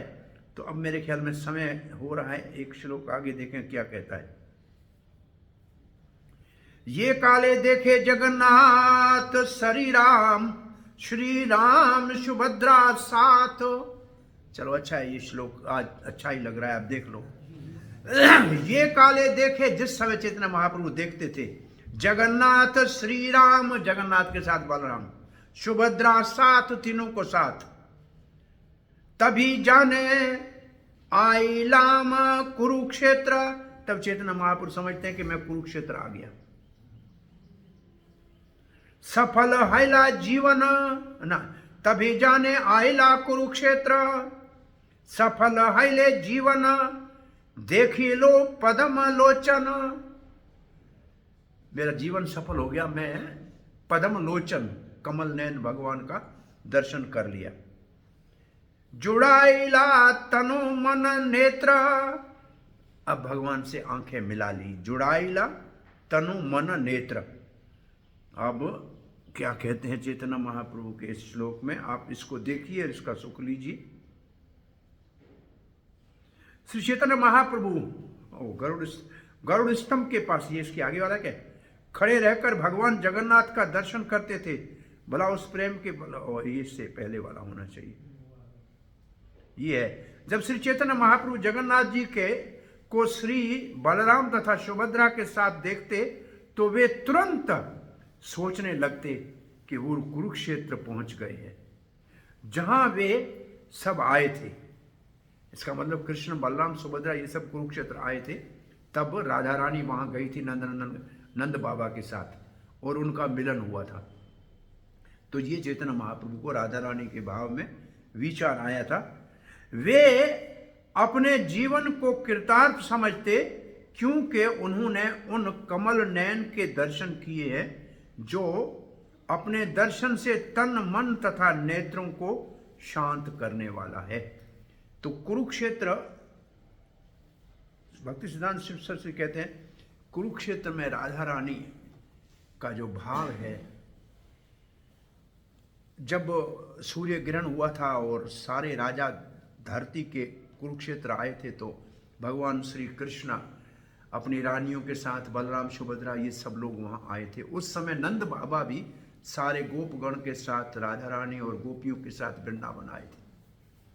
उस समय कृष्ण को गोद में लेकर जहाँ माँ यशोदा आंखों से आंसू बहा रही थी, स्तन में दूध आ गया था, नंद बाबा उसका सर सूंघ रहे थे। इनका बहुत समय के बाद मिलन हुआ था और फिर गोपियों के साथ भी कृष्ण का मिलन हुआ था, राधा रानी का भी मिलन हुआ था। तो राधा चैतन्य महाप्रभु उस राधा रानी के भाव का यहाँ चिंतन कर रहे हैं कि जगन्नाथ, इसलिए ये प्रश्न पूछा गया था कि चैतन्य महाप्रभु जब राधा के भाव में थे तो जगन्नाथपुरी में क्यों रहे? उनको तो वृंदावन में जाना चाहिए था। तो वृंदावन में जाने से चैतन्य महाप्रभु, इसका जगन्नाथ जी का ये रूप है राधा रानी के विरह का रूप। कृष्ण राधा रानी के विरह में है और चैतन्य महाप्रभु कृष्ण राधा रानी के भाव में है, कृष्ण के विरह में। कृष्ण के विरह में राधा रानी के भाव में है चैतन्य महाप्रभु, और जगन्नाथ है कृष्ण राधा के विरह में। तो ये जब दोनों एक दूसरे को देखते थे तो राधा कृष्ण का मिलन होता था। तो ये मिलन वृंदावन में नहीं हो सकता है। वृंदावन में राधा कृष्ण को देखती है, लेकिन यहां जगन्नाथ जो है वो राधा रानी की जुदाई का रूप है। राधा रानी के विरह में भगवान का ये रूप हो गया है। तो इसलिए चैतन्य महाप्रभु जब मिलन होता था तो उनकी आंखें चार होती थी। ये जो दृश्य जगन्नाथ का, ये जब श्री कृष्ण ने निधि वन में राधा रानी को मूर्छित पड़ी हुई थी, ललिता विशाखा दोनों तरफ से रुई लेके नाक को लगा रही थी कि सांस ले रही है कि नहीं। सारे ब्रजवासी राधा रानी के चरणों में प्रणाम करके उसकी सास, तथाकथित सास जटिला कुटिला कहती थी हम आपको कष्ट देती थी, अब हमको क्षमा करना। उसका पति नाम का पति अभिमन्यु अयान घोष चरणों में प्रणाम करके कि आपके चरणों को आज ही मैं अपना सर लगा रहा हूँ, आप मुझे क्षमा करना। ऐसी स्थिति में राधा रानी पड़ी थी मूर्छित। उस समय उस समय कृष्ण द्वारका से रथ में वृंदावन पहुंचे थे और निधि वन में कृष्ण के आने का कान में जब ललिता ने कहा तो राधा रानी ने आंखें खोली और राधा रानी का ऐसा दुबला पतला कृष्ण की जुदाई का जो सूखा शरीर देखकर कृष्ण की आंखें इतनी हो गई और शरीर हाथ अंदर चले गए और उस समय राधा कृष्ण की चार आंखें हुई।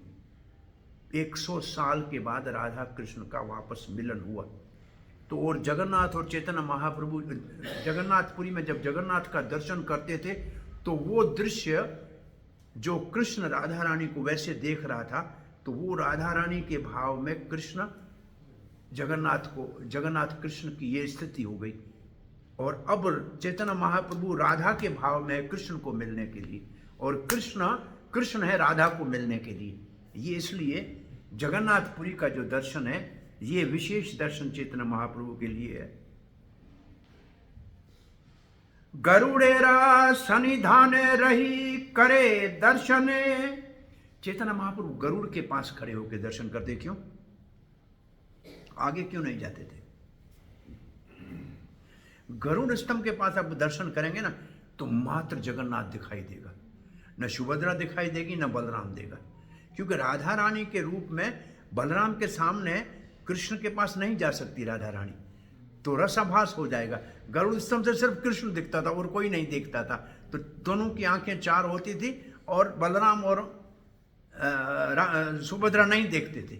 और दूसरा हमारे लिए इसका शिक्षा ये है कि आगे यहाँ से दर्शन करने से, यहाँ प्रभुपाद के पास खड़े होकर दर्शन करेंगे तो भगवान हमको पहले देखेंगे, क्योंकि भगवान की नज़र अपने गरुड़ के ऊपर रहती है, वो उनका पार्षद है। जो उसके पास खड़ा होगा वो पहले दिखाई देगा। आगे वाले धक्के खाते हैं, कुछ नहीं मिलता है उनको।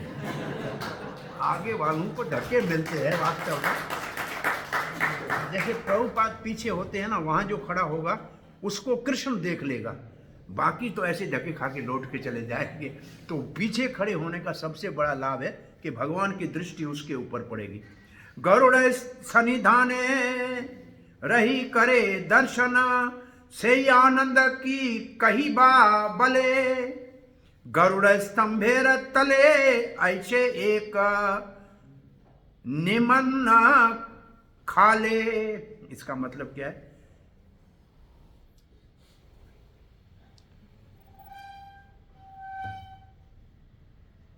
एक खड्डा है गरुड़ स्तंभ के पास, से ही खाले, उस खड्डे में भरीला भरा है,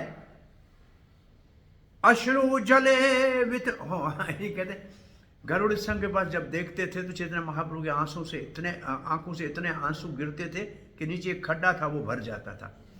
ये मिलन उनको ऐसा था। स्टेइंग नियर गरुड़ स्तंभ, the Lord would look upon Lord Jagannath, what can be said about the strength of that love. उस समय जो जगन्नाथ को देखता था उस प्रेम की क्या परिकाष्ठा थी।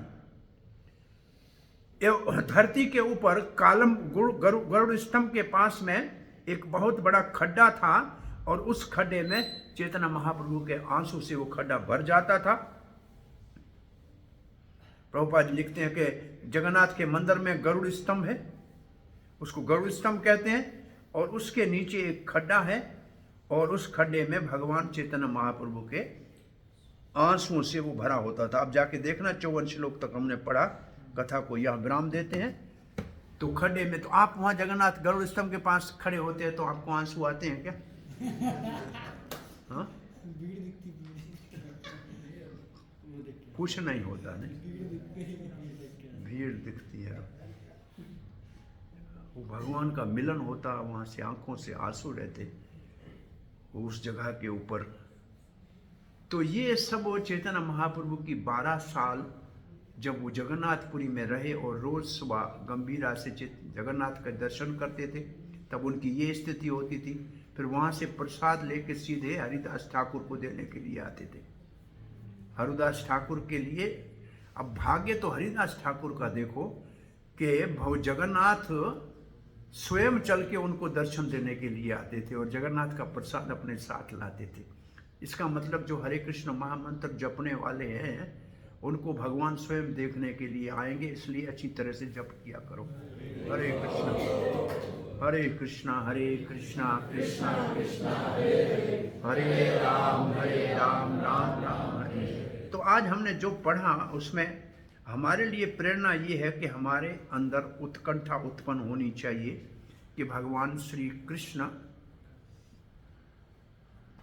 से मिलन, और कृष्ण से मिलन का अर्थ है कृष्ण के प्रेम को जगाना, और कृष्ण को प्रेम के जगाने के लिए साधन है, साधन भक्ति को अच्छी तरह से करना। तो ये साधन भक्ति ही कृष्ण के प्रेम को जगाने का साधन है। और जैसे ही कृष्ण प्रेम जागृत होगा, इसमें सबसे ज़्यादा समय लगता है अनर्थ निवृत्ति में।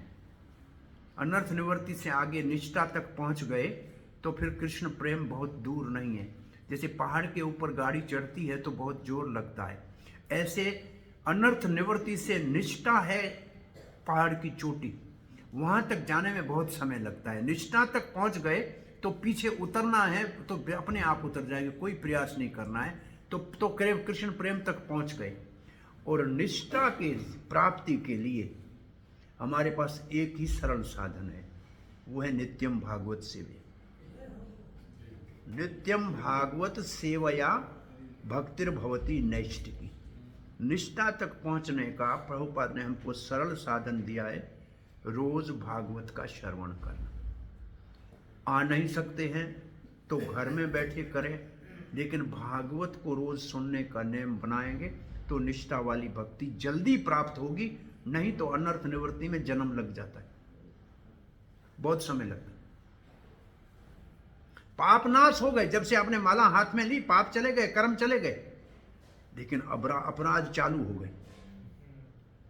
इनसे बचना बहुत मुश्किल है। वो क्लेश घनी, क्लेश तो नाश हो गए, साधन भक्ति में क्लेश चले गए, कर्मों के फल भस्म हो गए, परंतु अपराध साथ साथ चल रहे। और सबसे बड़ा अपराध है वैष्णव निंदा। वैष्णव निंदा सबसे बड़ा अपराध है। और नाम के बल के ऊपर पाप करना दूसरा बड़ा अपराध है। 10 अपराध में ये सबसे बड़े अपराध है। नाम के बल के ऊपर पाप करना और वैष्णव निंदा करना, इनसे जितना बचेंगे उतना जल्दी निष्ठा के पास पहुंचेंगे। हरे कृष्णा। किसी का कोई प्रश्न जिज्ञासा है? हाँ, 2 हाथ ऊपर है, सामने वाला बोलो। हाँ, विद्या और ज्ञान में क्या अर्थ है? देखो, जो स्कूल कॉलेज में विद्या है उसको तो कहते हैं अविद्या, वो विद्या है ही नहीं। विद्या देती है निम्रता, विद्या ददाति विनयम। विद्या वो है जो हमको निम्रता दे, विद्या से निम्रता की प्राप्ति होती है। और ज्ञान से आत्म तत्व का बोध होता है, ज्ञान से आत्म तत्व का बोध होता है। ज्ञान के 2 स्तर है भगवत गीता में। एक ज्ञान का स्तर है हम शरीर नहीं है, आत्मा है, ये पहला पड़ाव है। दूसरा है संबंध ज्ञान का स्तर कि हमारा भगवान श्री कृष्ण के साथ क्या संबंध है, वो ज्ञान का स्तर दूसरा है, वो ऊपर का स्तर है ज्ञान का। पहला ज्ञान का स्तर सतोगुण का है, दूसरा ज्ञान का स्तर गुण अतीत है, जिसमें भगवान के दिव्य गुणों से को सुनकर उसके साथ हमारा संबंध स्थापित हो जाता है। सो ज्ञान के 2 स्तर है। और विद्या, विद्या भगवत गीता में है, विद्यावना संपने ब्रह्मणि गवि हस्तने सुनी चैव स्वपाके च पंडिता समदर्शन। विद्या वो है कि सबके हृदय में परमात्मा दिखाई देता है।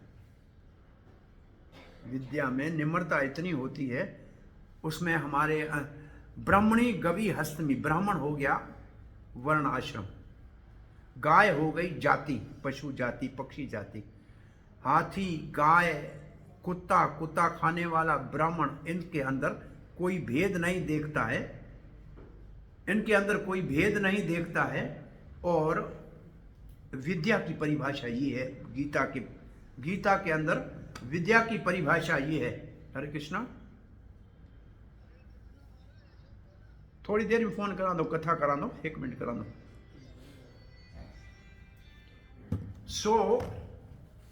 विद्या, वास्तविक विद्या वो है जो हमारे को सब जगह भगवान का दर्शन कराए।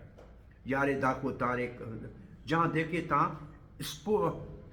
इष्ट स्फूर्ति, जो हमारा इष्ट है भगवान श्री कृष्ण, उसकी स्फूर्ति हो, ये है विद्या। और ज्ञान ये है कि हम कम से कम आत्मा के स्तर पे आए, शरीर के स्तर से ऊपर उठ के। ज्ञान भक्ति का लक्षण नहीं है। ज्ञान भक्ति के 64 अंगों में नहीं आता है। ज्ञान और वैराग्य दोनों नहीं आते। आवरण में जरूर है, लेकिन भक्ति के अंगों में नहीं।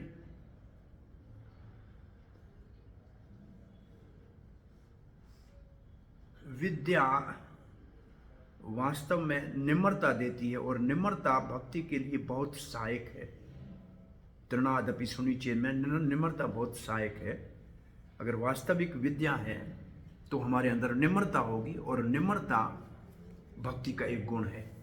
भक्ति के 64 अंगों में निम्रता जरूर आएगी, कहीं ना कहीं निम्रता का उल्लेख होगा, किसी भी रूप से निम्रता का उल्लेख जरूर होगा। अमानितो में होगा, अमानितो उसमें है कि अपने मान की अभिलाषा न हो। तो विद्या भक्ति का अंग जरूर है, वास्तविक विद्या, जड़ विद्या नहीं, चेतन विद्या। लेकिन ज्ञान भक्ति का अंग नहीं है, भक्ति के लिए आरंभ में आवश्यक है।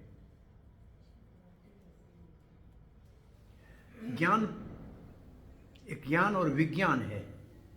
ज्ञान का मतलब किताबी ज्ञान, विज्ञान का मतलब अनुभव का ज्ञान। तो ज्ञान के ऊपर विज्ञान है। और विद्या भी पराविद्या है, अपराविद्या है। पराविद्या है आत्मविद्या, भगवत को समझा जाता है, और अपराविद्या है शरीर की विद्या, जो शरीर को चलाने के लिए स्कूल कॉलेज में मिलती है। तो विद्या के भी 2 विभाग हैं और ज्ञान के भी 2 विभाग। आपका क्या प्रश्न था? आपने उदाहरण देने कि कपड़े, सफ़ेद कपड़े पे काला दाग जो है अच्छा नहीं लगता उस वजह से। तो जैसे हमारा भगवान के प्रति जो प्रेम है उसमें काला दाग है इंद्र तृप्ति। तो भगवान की भक्ति में जब हम लगते हैं तो हमें पता है कि क्या क्या है, ग्रॉस सेंस ग्रेटिफिकेशन एक सेटल।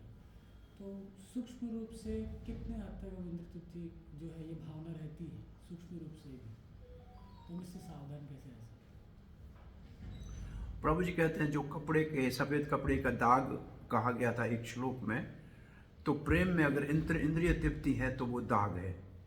तो ये जो इंद्रिय तृप्ति है दो स्तर पे होती है, एक स्थूल स्तर पे होती है, एक सूक्ष्म स्तर पे होती है। तो चल जैसे मंदिर में आए हैं, ब्रह्मचारी बने हैं, तो स्थूल स्तर की इंद्रिय तृप्ति का त्याग कर दिया, परंतु सूक्ष्म इंद्रिय तृप्ति का मन में भाव उत्पन्न होता रहता है। पद का, प्रतिष्ठा का, ये भक्ति के साथ जो ये जो दूसरे पौधे उत्पन्न होते हैं ना, वो जो काला दाग हमारा होता है, वो कूटनीति, राजनीति भक्ति में करना, कूटनीति, एक तो वो है कूटी नाटी, यही है ना, वहाँ लिखा है कूटी नाटी मतलब कूटनीति, और दूसरा पद प्रतिष्ठा की भावना, लोग सम्मान करें, बड़ा पद मिले, ये भावना, ये सूक्ष्म जो है इंद्रिय तृप्ति का भाव है। इसलिए इसका निवारण है ये श्लोक, जिसको प्रभुपाद कहते कंठार करके, तृणात अपि सुनिचे न तरोरपि सहिष्णु अमानी न मान देना कीर्तन सदाई। इसको कंठ में हार करके रोज इसका पाठ करना चाहिए और अपने आप को ऐसे निम्र और सहनशील बनाना चाहिए। भक्त समाज में सहनशीलता की बहुत आवश्यकता है। कभी न कभी कोई न कोई कुछ कहता ही कहता है और उसको सहना। भक्त गोपाल कृष्ण महाराज परम पूज्य कहते हैं कि इस्कान के अंदर रहने के लिए बहुत सहना पड़ता है, बहुत सहना पड़ता है। कुछ क्या कहेगा, कोई क्या कहेगा, लेकिन सहनशीलता होगी तभी इस्कान में टिक पाएगा, नहीं तो टिक नहीं पाएगा। सहनशीलता, ये सूक्ष्म जो गुण है, ये अगर धारण करेंगे तो सूक्ष्म इंद्रिय तृप्ति के भाव जो दो चार है, पद प्रतिष्ठा मान सम्मान, इसमें भी कहते हैं वो तीन चीज़ें जाती नहीं हैं। इसको क्या, हाँ, पूजा लाभ प्रतिष्ठा, वो सब इसी के अंदर आ जाते हैं। वो तो प्रतिष्ठा सुकर विष्ठा भक्ति सिद्धांत सरस्वती कहते हैं, उसको ऐसे त्याग देना चाहिए मान सम्मान को, क्योंकि ये शरीर को दे रहे हैं, आत्मा का तो ये जानते हैं हमको, तो इसका मतलब हमको शरीर के अंदर आसक्त करने का प्रयास कर रहे हैं। कोई मुझे सम्मान दे रहा है तो मेरे शरीर को दे रहा है ना, तो इसका मतलब मुझे शरीर में आसक्त कर रहा है, वो थोड़ी जानता है मैं आत्मा हूँ, इसलिए उसका त्याग करना चाहिए। आत्मा के नाते देना है तो दूसरी बात है, तो आत्मा तो वो मुझे जानता नहीं है, तो शरीर को दे रहा है सम्मान, और उसी में खुश हो गया तो भगवान छूट गया, तो फिर भगवान नहीं मिलेगा। और दूसरा मैं कुछ कहना चाह रहा था, क्या पता नहीं, कोई एक बात आ रही थी इसके ऊपर, निकल गई दिमाग से।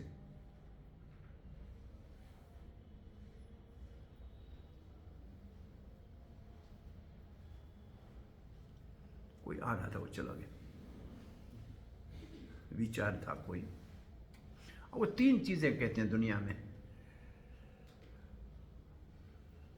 धन उसको छोड़ देते हैं, संग नहीं चाहिए। फिर कामनी, कंचन कामनी कीर्ति, ये तीन सूक्ष्म, कंचन का मतलब धन, कामनी का मतलब स्त्री भोग, और कीर्ति। प्रायः भक्ति में साधु जो बनते हैं वो कंचन कामनी को छोड़ने का प्रयास भी करें, लेकिन कीर्ति में फंस जाते हैं कि लोग हमारे चेले हों, हमारे पूजा करने वाले हों, ये कीर्ति जो है इसमें फंस जाती है, ये कंचन कामनी कीर्ति। और दुनिया के अंदर सारे झगड़ों का कारण ये तीन है। इसको उर्दू भाषा में कहते हैं जन जर जमीन। जन का मतलब स्त्री, जर का मतलब धन, जमीन का मतलब धरती। इन तीन के लिए दुनिया में सब झगड़े हुए। दुनिया में जितने झगड़े हुए उनके तीन ये कारण है, इसी के लिए दुनिया में सब झगड़े हुए। जो कोई महाभारत की लड़ाई हुई तो द्रौपदी के अपमान से हुई, जो रावण से लड़ाई हुई तो सीता के अपहरण से हुई। सभी कारण का ये है, या धरती के लिए, या स्त्री के लिए, या धन के लिए लड़ाई होने के ये तीन ही कारण। हरे कृष्ण। हाँ जी, राधा तत्व क्या है? राधा तत्व है भगवान की आह्लादिनी शक्ति। जो भगवान को सच्चित आनंद कहते हैं ना, तो उसमें जो आनंद है ना, वो है राधा तत्व। सत्य चित्त आनंद, जो आनंद की मूर्तिमान स्वरूप है वो है राधा रानी, इसलिए उसको कहते हैं हलादीनी शक्ति भगवान की। तो सच्चित आनंद सब कहते हैं ना, भगवान सच्चित आनंद है, उसमें जो आनंद की परिभाषा है या आनंद की मूर्तिमान रूप है वो है राधा रानी, जो भगवान श्री कृष्ण को भी आकर्षण करती है और हम सबको भगवान श्री कृष्ण की सेवा में लगाने का मुख्य माध्यम है राधा रानी। प्रभु आपने बोला था लेक्चर में अनर्थ निवृत्ति से नेक्स्ट स्टेज है निष्ठा पे जाने का हमारा मेन गोल रहना चाहिए, और वो सबसे डिफिकल्ट है, मतलब इट्स नॉट इजी। तो उसके लिए एक ही वे है कि नित्य भागवत सेवा है। तो उसका मतलब आप बोले कि रेगुलरली श्रीमद् भागवतम हमको सुनना पड़ेगा, पढ़ना पड़ेगा, वही ओनली वे है। रोज भागवत की क्लास होती है, उसको सुनना चाहिए। सिर्फ श्रीमद् भागवतम वही मतलब लिखा है उसमें निष्ठा के लिए सबसे अच्छा ये साधन है जो प्रैक्टिकल है। और शरीर के स्तर से ऊपर आने के लिए कीर्तन में नृत्य करना सबसे उत्तम साधन है। ये दो सबसे उत्तम साधन है। कृष्ण भावना अमृत संग में शरीर नहीं हो, मैं आत्मा हूँ, इसका अनुभव होगा है कीर्तन में आनंद करने से पता लगता है। और रोज भागवत सुनने में आस्ते आस्ते अनर्थ निवृत्ति भागवत की कृपा से होगी। भागवत भगवान श्री कृष्ण है, वो जब हमारे ऊपर प्रसन्न हो जाएंगे तो अनर्थ निवृत्ति हो जाएगी। फिर भी भागवत श्रवण, भागवत गीयते भागवत स्थान है। चैतन्य महाप्रभु कहते हैं भागवत पुरुष से भागवत सुनने से भागवत का प्रभाव जल्दी पड़ता है। प्रभुपाद ने भागवत पढ़ी, बहुत सारे शिष्य बाहर के हो गए, और हम तो यहाँ पढ़ रहे हैं तो कोई यहाँ का भी नहीं शिष्य हो रहा है। तो बहुत बड़ा फर्क भी है, बहुत बड़ा अंतर भी है, बहुत बड़ा अंतर है। ये अनुभव एक थोड़े दिनों से एक प्रवचन में हो रहा था कि अगर हमारा संग उस स्तर के भक्तों पे है जो निष्ठा पे नहीं पहुंचा है, तो वो हमारे को भजन क्रिया तक ला सकता है, उससे आगे नहीं ले जा सकता। और ये इस कान में हम देखा है, बहुत से भक्त प्रचार करते हैं, वो हमको दीक्षा तक ला सकते हैं, भजन क्रिया तक ला सकते हैं, लेकिन निष्ठा तक नहीं ले जा सकते। इसलिए ये चक्रवर्तीपाद का तात्पर्य है असल में सताम प्रसंगा वाले श्लोक पे। अगर हमको थोड़े से मध्यम या उससे ऊपर के भक्त का संग हो जाए तो निष्ठा तक पहुंचना। इसलिए तब हम देखते हैं प्रभुपाद के संग से लोग बहुत जल्दी निष्ठा तक पहुंच गए, जीवन अर्पण कर दिया, अभी तक 50 सालों से लगे हुए हैं। तो एक स्तर है, उस संग से हमको भजन क्रिया तक ले आना आसान है। दूसरा संग है जो हमको निष्ठा तक ले जा सकता है। ये दो स्तर संग का चक्रवर्तीपाद ने सताम प्रसंगाम वाले शब्द में 2 स्तर का संग बताया है। तो प्राय इस्कॉन में एक स्तर का संग तो सुलभ है, दूसरे स्तर का संग इतना सुलभ नहीं है, इसलिए निष्ठा तक जाने में देर लगती है। भगवान श्री कृष्ण के साथ संबंध क्या होना चाहिए? हमारा स्वामी है, हम उसके सेवक हैं। कृष्ण एरा नित्य दास, वो हमारा स्वामी है, हम उनके सेवक हैं। वो हमारा पिता है, हम उसके पुत्र हैं। ये 2 संबंध है। और तीसरा संबंध है, हम जीव आत्मा जो हैं वो स्त्रीलिंग है और कृष्ण एक ही पुरुष है। वो हमारा पति भी है, वो हमारा पिता भी है और हमारा स्वामी भी है। ये तीनों संबंध है, और जिस स्तर पे हम हैं उस स्तर पे उसको समझ सकते हैं। हम बीज प्रदा पिता गीता कहती है, मैं भगवान पिता है। और चैतन्य महाप्रभु ने जीवेर स्वरूप कृष्ण नित्य दास, वो हमारा स्वामी है। और जीवात्मा के नाते हम सब स्त्रीलिंग है और कृष्ण एकमात्र पुरुष लिंग है, उससे प्रेम करना हमारा धर्म है। तो हमारा जगतपति भी है, वो जगतपति भी है, वो सबका पति भी है, सबका पिता भी है और सबका स्वामी भी है। तो जी मेरा एक जिज्ञासा है, जैसे कि प्रेम एक पवित्र शब्द है, प्रेम एक पवित्र शब्द है। मेरा कहना यह है कि प्रेम एक सेक्रीफाइस होना चाहिए। प्रेम एक सेक्रीफाइस होना चाहिए, एक दूसरे के प्रति समर्पण होना चाहिए। प्रेम कभी वासना नहीं होता है, वो समर्पण होता है। तो भगवान राधा रानी और भगवान श्री कृष्ण के प्रति जो प्रेम था, आज की समाज में जो प्रथा चल रहा है, ये हम प्रेम के शब्द में संबोधन कर सकते हैं, या ये अट्रैक्शन होगा, या ये शुद्ध प्रेम है, इसका कोई इस दुनिया में नमूना मिल ही नहीं सकता है। इसलिए इसको आचार्यों ने काम शब्द से केवल इसलिए कहा है कि इस दुनिया में लोग काम की परिभाषा को जानते हैं, इसलिए गोपियाद कामाद लिखा है। लेकिन वो शुद्ध प्रेम है, क्योंकि उसका, जैसे आज पढ़ रहे थे चैतन्य महाप्रभु, शुद्ध प्रोग्राम भगवान का प्रेम इस दुनिया में मिल ही नहीं सकता, क्योंकि उसके अंदर जरूर कुछ न कुछ भावनाएं रहती हैं अपनी। शुद्ध प्रेम की मूर्तिमान स्वरूप राधा रानी, जिसके प्रेम में कृष्ण को ही सुखी देखने का इच्छा है, स्वयं अपने लिए बिल्कुल नहीं सोचती। तो ये शुद्ध प्रेम की परिभाषा, ऐसा दुनिया में होता नहीं। छोटे से प्रेम का पहले नमूना कहते थे कि माता होती है बच्चे के लिए, वो बच्चे को सुखी करने के लिए सब कुछ करती है। लेकिन आजकल की माताएं बच्चे को तो भ्रूण हत्या कर देती हैं।